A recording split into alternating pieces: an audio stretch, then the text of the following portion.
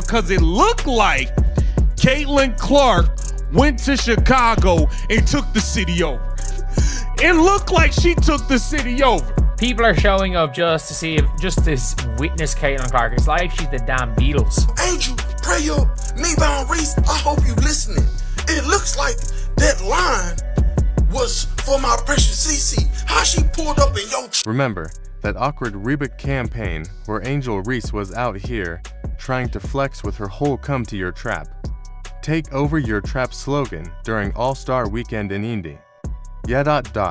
Cringe. Well, guess what? Caitlin Clark didn't just pull up to the trap, she kicked the door open, flipped the lights on, and owned the place. Meanwhile, Angel Reese, nowhere to be seen, nursing yet again a mysteriously timed injury that kept her out of the spotlight. Tell me that's not ironic. Clark came into Reese's city, Reese's stage, and turned it into her personal playground.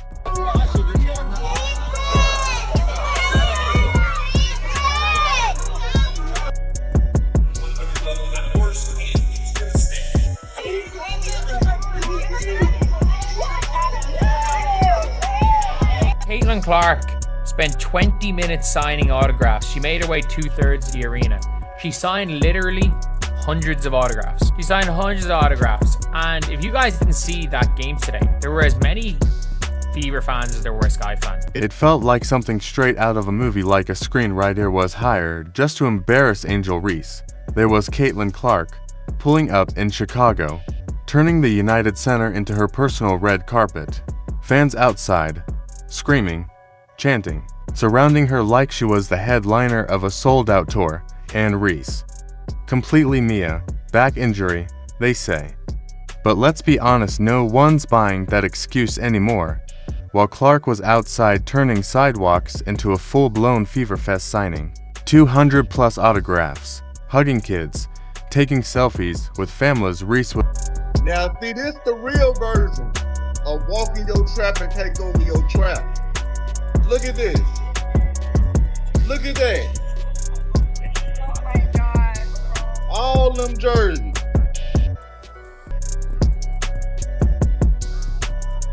I would hate Caitlin too. And I wasn't even aware. Wasn't this supposed to be Barbie night or something? Come on, Caitlin walked in and took over. And she didn't even play. The trap Angel Reese claimed. Clark didn't just take it, she ran it like it was hers all along. No flex, no noise. Just real game and real presence. If you're finally seeing the difference between hype and greatness, comment, I've got the fever. Because what followed didn't just show a gap, it made it undeniable. Let's roll. So Caitlin Clark is not playing the game. And like, by the way, like, people didn't know whether or not Caitlin was playing that game until the very end. There are hundreds of fans that were there to see Caitlin Clark play on the off chance Caitlin Clark would be able to sign something. She was there. She spent like 20 minutes autographing everything. What happened to Miss Angel Reese? She's all in Indiana during All-Star, and her Reebok campaign, come to your trap, take over your trap. The contrast couldn't have been more brutal for Reese. It was like the entire day was scripted just to highlight her absence. On one side, Caitlin Clark, injured, but still out there delivering everything fans came for and then some. On the other, Angel Reese, supposedly the face of Chicago, but nowhere to be seen during the season's biggest weekend in her own city. This is what happens when someone tries to ride another star's momentum without laying their own foundation. Eventually, the truth shows up, no filters, no edits, just a clear line between those built to last and those just playing super. I think this what means when you walk into your trap and take over. She in your city. Oh no. Oh no. Oh no. I forgot about that tweet.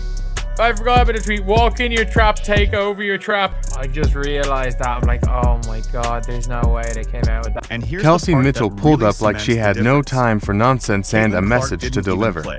From the first whistle, she lit up the floor with confidence, bearing threes from every corner of Chicago. She closed the night with a her Fever blistering teammates decided to make 35-point their own statement on the masterclass, court. Oh boy. including Might be 7 scorching deep hot bombs right that now. shook the Windy You City. have been so This good wasn't on just the a road performance. lately. 6 It was a straight games, public service 24 announcement. points a game. Mitchell How are you up turned to enemy another hot ground start into in her an own hostile gym, environment? making one thing I think crystal about just staying in clear. rhythm. The Indiana Fever I wanna aren't stay in just rhythm by Clark being and aggressive. company, they're a So full-force as long as I'm squad. aggressive and being And the myself, cherry on top. they make it easier They for did me. it all Kelsey without Mitchell, in Caitlin particular, running point. showed This up win like she proved had a something point to crucial. prove, and zero Indiana patience has for more than one nonsense. weapon. From the With opening Clark minutes, sidelined, Mitchell grabbed the floor with torch and confidence carried the purpose, franchise like drilling someone who three-pointers knows from exactly every zip what's code on in the the Windy line. City, No and finishing the hesitation, night with a no scorching blink, 35-point just a masterclass cold-blooded that statement. included 7 buckets Don't from sleep deep. on us just because. Kelsey Mitchell, 7 for 10 from the 3-point line. Off the start, 8 points quick. You knew, oh, Kelsey Mitchell's hot today. Oh, Kelsey Mitchell's hot today. This might be her game. Let's keep the hot hand in. Let's keep the hot hand going. Let's set her some big body screens, get her open. Kelsey Mitchell, she did it all. 7 for 10 from the 3-point line. She got to the rack. She got to the free throw line, carving up the defense, looking like a little snake, how she just slithers in and out of that defense. Kelsey Mitchell, salute to you. Aliyah wasn't Boston just didn't good just show up. This She was a took over. public service Her 14 points and 11 Mitchell boards turned weren't enemy about territory flash, they into were her about personal control. gym, From the making it opening very whistle, clear that the she Indiana turned Fever Chicago's aren't just paint Clark into a and no-go friends. zone. They're Their a bigs real had no squad. answer for her footwork, And what made her it strength, even more or her satisfying was the IQ. fact that they did Every it all possession without she Caitlin touched running the offense. felt like a masterclass in This how win to make proved elite something players vital. look basic. Indiana She lit them up. I mean, she was on fire. On fire. She couldn't miss. I mean, everything was in the flow of the offense. Effortless, man. We gotta give love to Kelsey Mitchell. 12 of 19 from the floor, 7 of 10 from 3, 35 points. Straight stirring the pot. Stirring the pot. She was cooking their ass today. Kelsey Mitchell was on one. She was on one. She was a plus 25 for the game. The Chicago Sky are a flat out joke. This team is terrible. While Boston was wrecking Chicago's front court, Ari McDonald came off the bench like a spark plug, dropping 10 clutch points and looking like she was built for the big stage. Remember, McDonald wasn't even part of Indiana's original plan this season.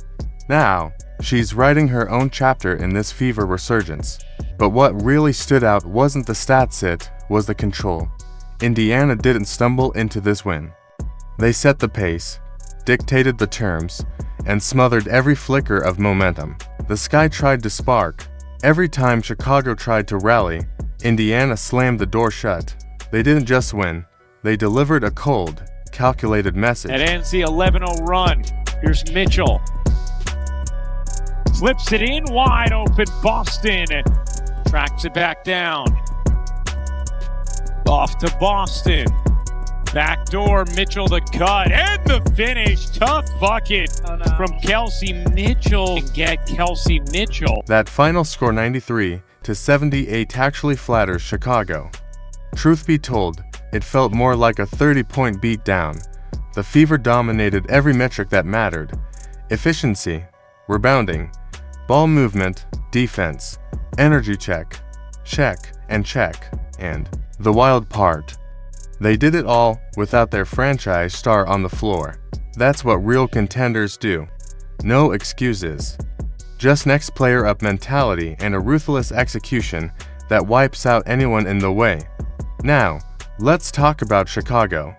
This was supposed to be their bounce-back game. Home court, season slipping, urgency maxed out. Instead, they folded. They looked completely unprepared for Indiana's intensity. The Fever. Here's Mitchell, who has 15 in the quarter and a season-high 6 made threes.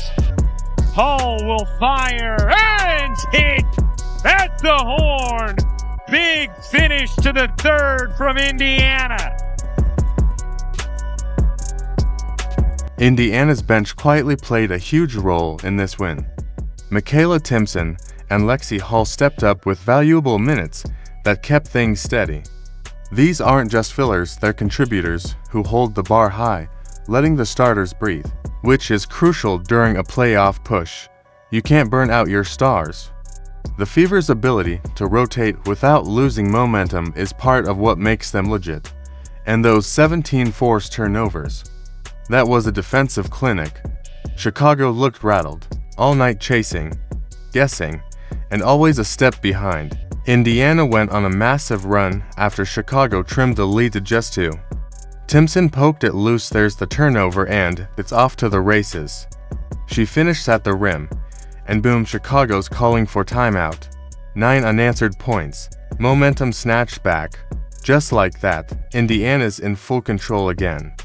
And let's be real, this loss wasn't just another off night for Chicago. It was their 5th straight defeat. The cracks are everywhere. Injuries, chaotic lineups, coaching, disarray. What was sold as a playoff-ready team now looks like it's begging for a reset. They're not just losing games, they're losing direction. Watch the body language. Watch the panic. That sideline looked like a slow train wreck everyone saw coming. So, now, the front office has a choice. Blow it all up? Or keep pretending like a miracle's around the corner? Because right now, they're getting outclassed by teams that actually have a system. Look across at Indiana. Structure, strategy, purpose. While Chicago's plugging leaks, Indiana's laying bricks for a championship foundation. This game wasn't just a win. It was a statement, a masterclass in execution. A warning shot to the league. Look deeper, and the numbers don't lie, they scream. Indiana won the boards, 40-35, and that wasn't about height. It was hunger. They boxed out, chased every miss, and battled harder. Want to know who wanted it more? Just check the rebounding. And then there's the passing game. Indiana dropped 24 dimes on 34 made shots. That's chemistry, that's rhythm. Chicago, just 16 assists. Translation, stuck offense, bad decisions, and forced looks. Let's not forget turnovers either. Indiana was clinical. Chicago, sloppy, panicked, and predictable. One team looked like they rehearsed this win. The other looked like they stumbled onto the court, hoping for a miracle. These aren't just stats, they're the clearest picture of which team is rising and which one's falling apart. And defensively, Indiana put on a clinic. Every rotation was precise. Every help side read was sharp. Chicago looked lost, like they were playing in a fog. And the crazy part, Indiana played small ball for large stretches. This wasn't brute force. This was effort and IQ. Chicago's flaws. They go way deeper than injuries or bad luck. This is about identity or the lack of one. Their game plan is reactive, not proactive. Meanwhile, Indiana is playing playoff-level basketball with surgical focus. Without their star, they walked into enemy territory and dismantled a rival. That's not hype. That's substance. That's the DNA of a true playoff threat. And here's why it matters. Indiana's young core is growing up fast. No Clark. No problem. They've been thrown into the fire and they're thriving. These reps under pressure are gold come postseason. Kelsey Mitchell. She's become a certified no to option, attacking from all 3 levels with swagger and control. Aliyah Boston, turning into a two-way beast, owning the paint, anchoring the defense, and the role players. They're not just holding it down, they're excelling. They know their lanes, stay in them, and make winning plays. That's the kind of depth you need when the lights get hot in the playoffs. Because titles aren't just about stars, they're about systems, trust, and guys who can deliver in the trenches. Now let's talk tactics. Indiana's pace, brilliant. They sped the game up and dragged Chicago into chaos. That wasn't random. That was coaching. That's the kind of detail that separates good from great. No panic. No hesitation. Just smart, strategic basketball. The Fever didn't collapse, they circled and attacked. And now for the nail in the coffin. This rivalry. It's done. It was never real to begin with. Caitlin Clark has turned this city into her playground without even stepping on the floor. She's a walking phenomenon.